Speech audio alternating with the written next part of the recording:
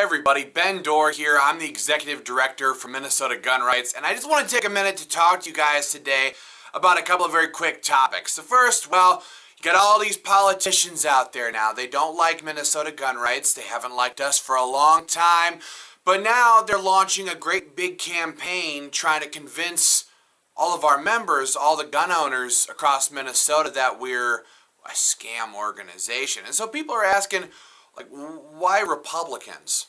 Like, why are the Republicans doing this and not the Democrats? Why does Minnesota Gun Rights put so much pressure on Republicans that they do, instead of Democrats? Well, it's not instead of, first of all. It's both and.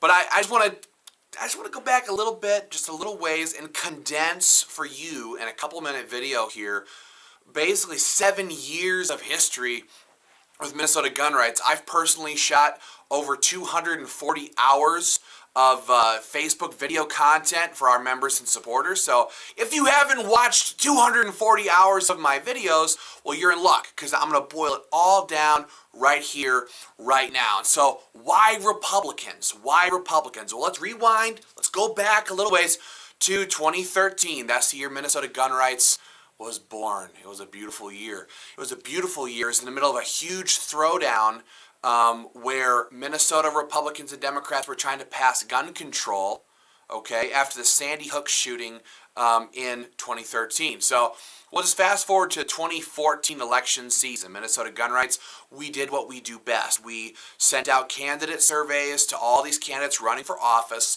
A lot of good people filled out their surveys, sent them back, and said that I will do things like sponsor stand your ground law. I will sponsor constitutional carry law.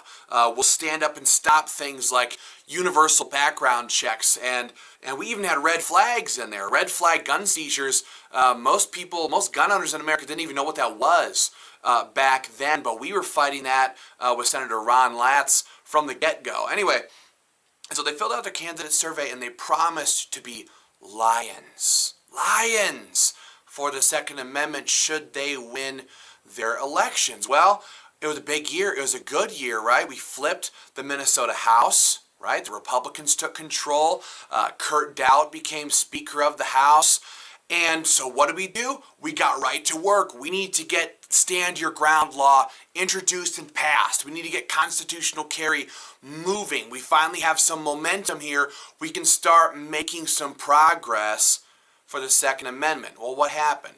We went to these politicians who had filled out their survey, and they promised in writing to help advance major pro-gun bills. I think of people like then Representative Jason Rarick and Representative Eric Lucero, Roz Peterson, Glenn Grunhagen. People like them had promised in writing to help advance a strong pro-gun platform. Well, we went and met with them, and the answer from all of those people was exactly the same. No. Now's not the time. We're not going to be touching Stand Your Ground or constitutional carry law. Thanks, but no thanks. Now we appreciate you putting pressure on our anti-gun opponents, but we're not going to do any of those things. That was the answer in 2014, and nobody fought to pass Stand Your Ground law or constitutional carry. Well, the Democrats still had control of the Senate. So let's fast forward. We're going to 2016 now. What happened? Same story. All of these Republican candidates running for office filled out their candidate surveys, promising in writing. I'm talking about people like Paul Gazelka, who's no friend of Minnesota Gun Rights. He's no friend of gun owners. People like Paul Gazelka filled out their candidate survey promising to advance tremendous pro-gun legislation, Stand Your Ground, constitutional carry, and on down the line, okay? What happened? Minnesota Gun Rights, we used, if you're a member, we used your donor dollars, and we went after those anti-gun candidates like a dog on a bone. Nobody is better at exposing anti-gun politicians or candidates running for office than Minnesota Gun Rights is. We did door-to-door lit drops in Senate districts all across the state, Senate District 51, Senate District 2, a bunch of different House districts like 49B, Oh man, the list goes on and on. We door knocked, we lit dropped, we did direct mail campaigns, big, beautiful direct mail campaigns. We did video ads, sponsored video ads, and I think 8 different Senate races, okay? And then in Senate District 2, which would be, well, that would be that one right there. Up in Senate District 2, we did the same thing. We did radio ads all through the district. Well, you know what happened in 2016, right? President Trump won the election, and what happened? Gun owners flipped the Minnesota Senate from Democrat control to Republican control, and Senate Majority Leader Paul Gazelka became, well, the majority leader.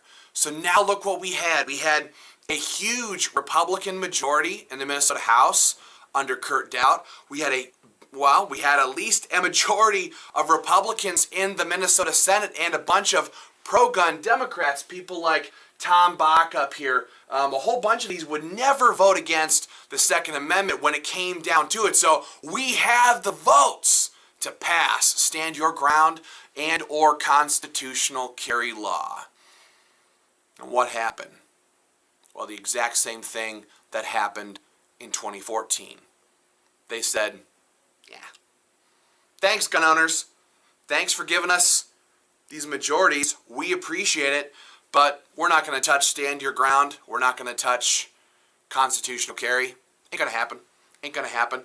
And one thing just before that, I'll just remember, it was in 2015, so the year before, when a tremendous, fantastic pro-gun senator named Brandon Peterson, well, he did a great big favor for Minnesota gun rights. We worked with him, and he forced a vote on constitutional carry on the Senate floor for gun owners. And it was that vote, it was that courageous step that he took that allowed us, well, we used that vote to go after people like Rod Skoy in Senate District 2 and Senator Lyle Coonan in Senate District 17 and others.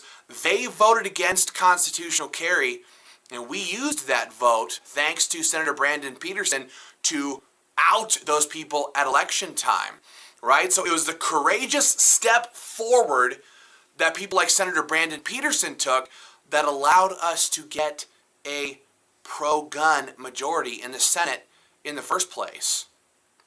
And again, we got nothing. We got nothing. And back then, we only had a weak Democrat governor in Governor Mark Dayton. Surely, I mean, now we have Governor Tim Walz. He's a younger, more hungry, radical, anti-gun governor.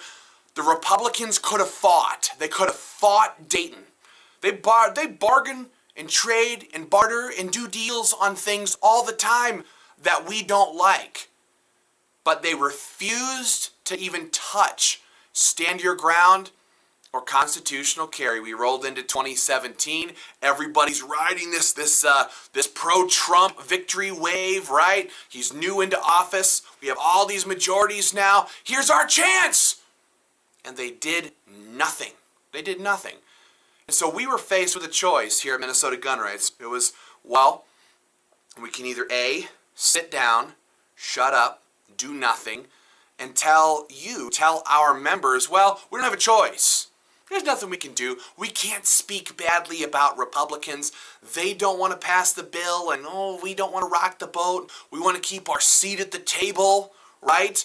So all of you gun owners, all you members, just be quiet, sit down, shut up. We're going to do what they say. We could either do that, or we could stand our ground, and we could say, no. You promised in writing. You campaigned on this issue. You swore that you would advance these pro-gun bills if we put you into office. It was your solemn oath. So, fulfill your promise. Fulfill your promise. And that's what we have done. And in 2017, we said, fulfill your promise. You swore that you would advance Stand Your Ground and constitutional carry, do your jobs. And they said, no, absolutely not. So we rolled into 2018. Same story. We had a Republican House, a Republican Senate. This was our chance. We could see the writing on the wall for the 2018 elections. And Senate Majority Leader Paul Gazelka, and at the time House Speaker Kurt Doubt said, ain't going to happen. Get out of our faces, Minnesota gun rights. You gun owners, sit down, shut up, and be quiet. And be happy with what we give you or don't give you. And we said, that's not good enough. That's not good enough. We are not going to take that. We're not going to do it. And we've continued to push and push and push for stand your ground and for constitutional carry. Well, everybody remembers what happened during the 2018 elections, right? Here we have this whole metro area, right? All of these were Republican-held seats. And nearly every single one of these Republicans in that circle who are no longer there, these are all Democrat-controlled seats now. Almost all of those Republicans sponsored some form of gun control legislation. I'm talking about like Dario Anselmo, Keith Franke, Sarah Anderson, Jennifer Luna. All these people were sponsoring gun control. Not necessarily big, heavy gun control, but gun control nonetheless, hoping to get votes from Democrats in the district. They were hoping that they would get some, like the left just wouldn't come after them. Of course they did. Of course they did. And we made sure when gun owners asked us, are these people pro-gun or what? And we said, well, here's what they're sponsoring, here's what they're co-sponsoring. These are not pro-gun Republicans, they're not pro-gun Democrats, they're anti-gun across the board. Well, they lost all of those seats in 2018, and it was a simple fact, is because they betrayed all the gun owners in those districts and refused to advance pro-gun bills. In fact, what they did was sponsor gun control, and that's the reason they lost all of those seats in 2018. So we fast forward to 2019 now. We have a Democrat-controlled House. We have a one-vote Republican-controlled Senate. And the Republicans are killing themselves. They're killing their own party, and they're killing our best opportunities to pass stand your ground and constitutional carry. And they didn't want to stop any gun control in 2019. Our members forced them to do so. And the gun control died in 2019. Well, here we are. We're coming right on back to the present day. It's 2020. 2020. And the writing, well, could be on the wall for the 2020 elections. And now, what do we have? We have Republicans saying, we're not going to touch stand your ground. We're not going to touch constitutional carry. And by the way, Minnesota gun rights, who's been here for all these years, who's worked in all these elections, whose surveys we filled out, whose videos were running in our district, who lit dropped our district, who dropped direct mail in those districts, who's done all this work, who has all these members, who's been pushing for these pro-gun bills that we've been killing all this time, well, they're a scam. They're fake. They don't exist. It's a scam organization. No. What seems very, very clear to us is that Republicans have no intention of ever advancing stand your ground or constitutional carry law. If they did, they'd have no reason to do what they've done. They've killed that legislation, well, since the day MGR was born. 7 years they have had to advance stand your ground or constitutional carry, and to this day, to this very day, Republicans in the Senate under Paul Kozelka have never put stand your ground or constitutional carry on the Senate floor for a vote. And they have been in power for 4 years. The only time constitutional carry made it to the Senate floor was in 2015 when Senator Brandon Peterson tried to amend it to a bill that was being talked about on the floor. It was one lone senator doing his duty for gun owners. That's the truth about what's happening here. So it's our contention that it's our job as gun owners, as a gun rights organization, that while we work to stop gun control bills, right? And not just gun control bills that are introduced by the Democrats, you see, because it was in 2018, and this is another reason that the Republicans are so frustrated with us, that they're so angry with us, is because in 2018, we exposed 2 Republican senators, Senator Scott Jensen. Where are we at here, Scott? I don't know if you can see him over here. Senator Scott Jensen from Carver County, and Senator Paul Anderson from Plymouth. They both stood up there side by side with Democrats, and they sponsored universal gun registration in 2018. I believe it was Senate File 3279, if memory serves me right, Senate File 3279. They sponsored gun control in the Senate Republican majority. And so we called them out on it. We exposed them hard. We went door to door in Scott Jensen's district and dropped flyers because we could not sit here and allow anti-gun Republicans to team up with anti-gun Senate Democrats and pass a gun registration bill. What a disaster that would be. And we exposed them. And the Republicans are not happy with us for doing that. But that is absolutely our job, is to make sure these people don't get away with stabbing gun owners in the back. So while we fight to stop gun control that's being advanced by radical leftist Democrats, we cannot, as a gun rights community, we cannot sit here and say, you know what, it's totally okay if Republicans sponsor gun control. It's totally okay if Republicans kill off all of our pro-gun bills like they've been doing for the last 7 years. We can't do that. We cannot do that. And they have betrayed gun owners in the 2014 elections, after the 2014 elections, after the 2016 elections when they had such a big win, after the 2018 elections, same story. We cannot sit here and go, that's okay. You are Republicans, so you get to do whatever you want to do. But you Democrats over here are bad. Anybody who stands in the way of our Second Amendment rights is an enemy of the Second Amendment. Should be opposed. We should stand up and expose them and speak against them. And because we have done that here at Minnesota Gun Rights, we have drawn a hard line in the sand and said, no more betrayals. You betrayed us after the 2014 elections. You betrayed us after the 2016 elections when you had all of this power to pass these pro-gun bills. We're done being betrayed. We're done being betrayed. We drew that hard line in the sand. And now they're sitting here going, oh, those guys are a scam. They're a big old scam. And they created this scammers website to try to make us look bad. Gun owners know the truth. It's a long history. It's a long history of being betrayed. Enough is enough. Pass stand your ground law. Pass constitutional carry. This is what we've told them. If Senate Republicans would pass stand your ground right now and send it over to the House, you know what we could do?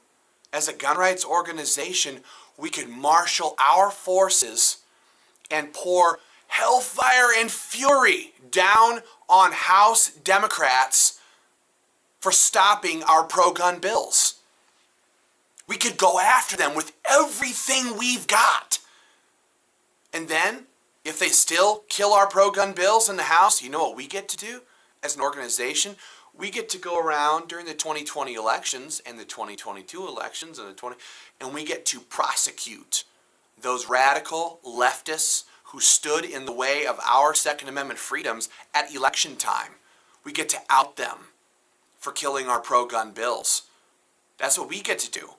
But we cannot do that if the Republicans themselves, if Paul Kozelka, if they refuse to advance stand your ground, if they refuse to advance constitutional carry, how are we supposed to do that? So we don't want to sit here and put pressure on Republicans all the time. Okay? We'd sooner go after radical lefties full time, who want to take our guns away, who want to do this stuff.